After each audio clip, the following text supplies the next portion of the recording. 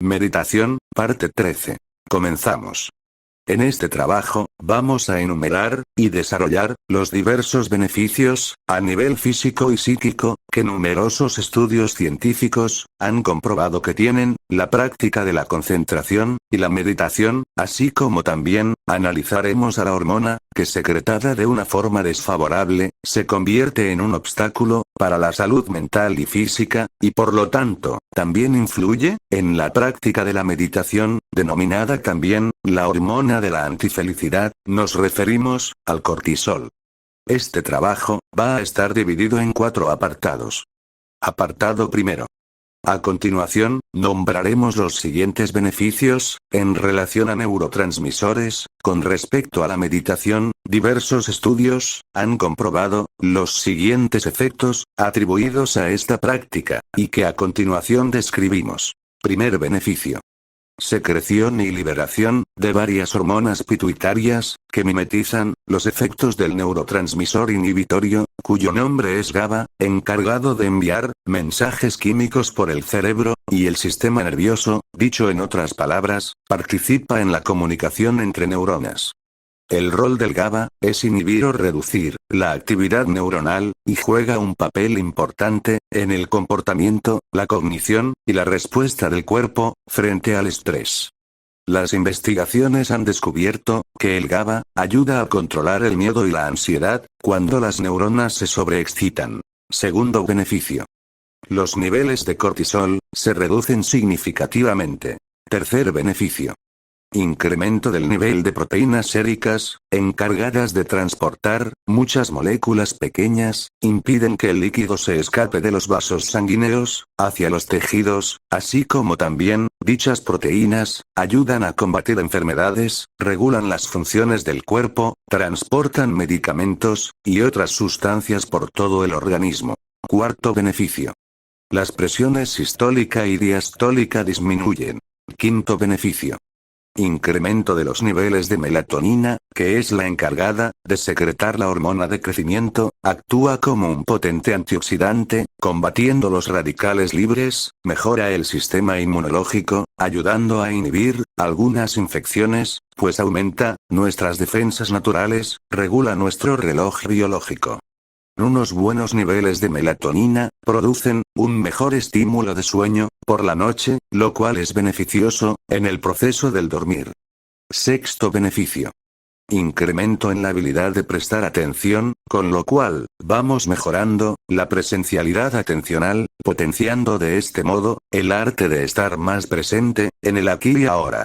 Séptimo beneficio. Aumento en la actividad, del sistema límbico, que es una zona del cerebro, encargada de procesar, la información emocional, lo que ayuda a segregar endorfinas, que son las hormonas de la felicidad, ante lo cual, las conductas reactivas y mecánicas, se reducen. Octavo beneficio, meditar, mejora el control, de la tensión arterial, y los niveles de glucosa, como efectos de la reducción del cortisol, del organismo.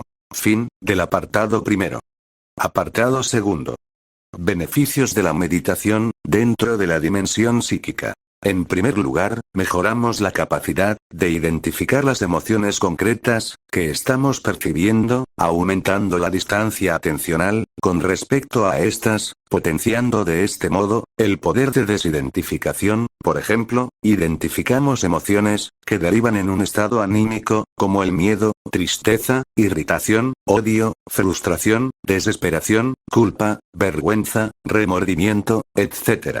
Y en segundo lugar, mejoramos la habilidad en detectar, en términos de capacidad de desidentificación, cuál es el elemento, del suceso perturbador, por el que se ha activado el sistema emocional, como podría ser un hecho, un fenómeno físico, una palabra, una frase, una actitud, una decisión, una pérdida importante, una enfermedad, etc. Así como también, mejoramos la capacidad, de evaluar la intensidad, frecuencia, y duración, de los síntomas físicos detectados, que nos dirá la importancia, que la situación perturbadora tiene para nosotros, cuando empieza a remitir, o finalizar definitivamente la misma. En este sentido, debemos hacernos la siguiente pregunta: ¿existe proporcionalidad entre la trascendencia del hecho perturbador y la reacción psicológica y fisiológica desencadenada por este? Pues en ocasiones, se produce una activación muy intensa, ante un suceso, de poca importancia, y esto normalmente ocurre, cuando existen filtros perceptivos, en los que la atención particular, tiende a exagerar y confundirse, ante la verdadera gravedad del hecho en sí mismo. En este aspecto, la meditación, va destruyendo esos filtros, mecánicos y reactivos, condicionados normalmente, por un determinado nivel de egocentrismo, donde la realidad se interpreta, de manera particular, distorsionando la realidad de los hechos, y debilitando, la capacidad de gestionarlos. Ahora, vamos a ver, los beneficios cognitivos, de la meditación. Empezamos. La meditación en este punto, va a generar, los siguientes efectos y beneficios. Beneficio primero. Va a producir un cambio sustancial, en la valoración de la situación, de nociva, a neutra o positiva, si al analizar la situación, se percibe que se han dado errores, en la interpretación del suceso, por medio de distorsiones cognitivas, sesgos emocionales, prejuicios, temores infundados, ataduras mentales, esquemas cognitivos inapropiados, etc. De esta forma, si logramos eliminar la valoración negativa, del hecho perturbador, podrá desactivarse el sistema emocional, y en consecuencia, eliminar las sensaciones físicas molestas, o al menos, disminuir su intensidad, restableciendo de este modo, el equilibrio, y la estabilidad emocional. Beneficio segundo. Con la práctica de la meditación, mejoran los siguientes elementos, de la herramienta de la atención, conceptualizada también, como el yo autoconsciente, y son, los que a continuación enunciamos. 1. La voluntad como fuerza interna, propulsora de la actitud, ante todo tipo de circunstancias, incluida la meditativa. 2. La tenacidad, para superar las distracciones, de la atención. 3.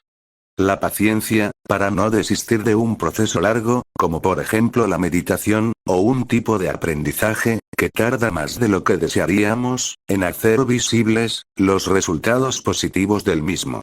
Para terminar, dentro de lo expuesto, en esta sección de beneficios cognitivos, diré, que aunque la meditación por sí sola, no restablece el equilibrio psicológico, y la estabilidad emocional, es una herramienta muy poderosa, y por lo tanto esencial, que junto a otros elementos agrupada, tratados en anteriores audiovídeos de este canal, es viable esa homeostasis psicofísica y espiritual que se persigue, con un ejercitamiento, constante y largo. Así como también, enfocado a este aspecto, del ejercitamiento espiritual, diversos estudios científicos, afirman, que un ejercitamiento prolongado, constante y periódico, en este arte, proporciona, un conocimiento más profundo, de nuestro yo psicológico, las características egoicas del yo particular de cada uno, y la mecánica funcional de la mente, y con dicho conocimiento, mejoramos el autocontrol, el ánimo se tiende más a estabilizar, o dicho de otro modo, hay más tendencia a la ecuanimidad, mejora la capacidad de gestionar las emociones, sin dejarnos llevar, por los aspectos negativos de ellas, a la vez que sacamos, lo mejor de las mismas, extrayendo lo positivo, y además, nos potencia la capacidad, de estar preparados, para ejercer dominio, sobre otros aspectos de la vida. Fin, del apartado segundo. Apartado tercero. En este apartado, hablaremos de la denominada, hormona antifelicidad, nos estamos refiriendo al cortisol, responsable del estrés físico y mental, cuando hay una secreción excesiva y prolongada de la misma, en el organismo. El cortisol, en condiciones normales de secreción, ayuda al organismo a controlar, lo que ella misma provoca, cuando no funciona correctamente, que es el estrés, reduce la inflamación, contribuye al buen funcionamiento del sistema inmune, ayuda en el metabolismo de las proteínas, grasas y carbohidratos, y mantiene los niveles de azúcar constantes en la sangre.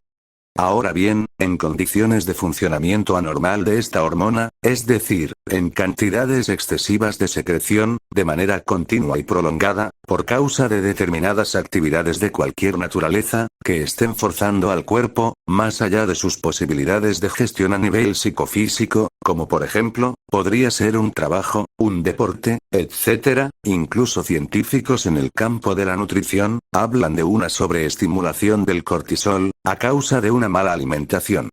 Los efectos adversos, que pueden derivarse del cortisol en el organismo, son los siguientes.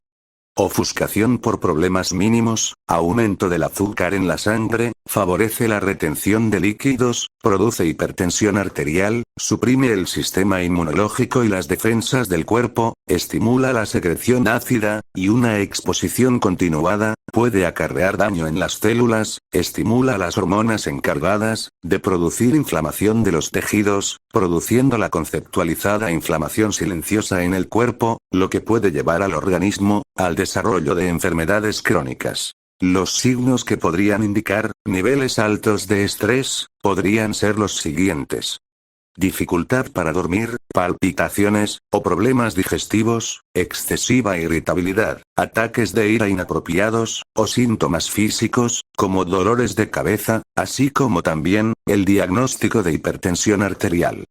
Desde mi punto de vista, a través de la meditación, y en general, un estilo de vida, basado en la moderación, una forma de alimentación sana, y una conducta humanista, en cuanto a ética y moral, ejercería un gran contrapeso, para que el cortisol, se mantenga en una zona de control favorable, y ejerza las funciones saludables, sobre nuestra salud.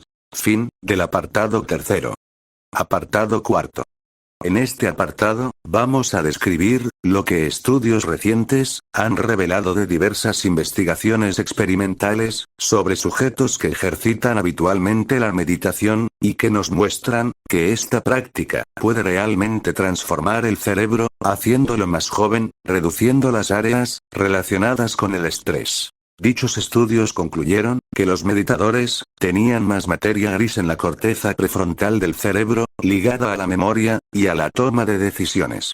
Lo sorprendente es que la materia gris va disminuyendo con la edad, pero los participantes del estudio, que tenían alrededor de 50 años, tenían tanta materia gris como un joven de 25 años. También se comprobó, en estos estudios, que la materia gris también estaba en otras zonas del cerebro, relacionadas con la capacidad sensorial, que permiten que seas más consciente de lo que ocurre alrededor, y de tus propias sensaciones físicas. Dicho de otra forma, cada vez más, logras estar en mayor medida, en el aquí y ahora, que es uno de los objetivos de la meditación.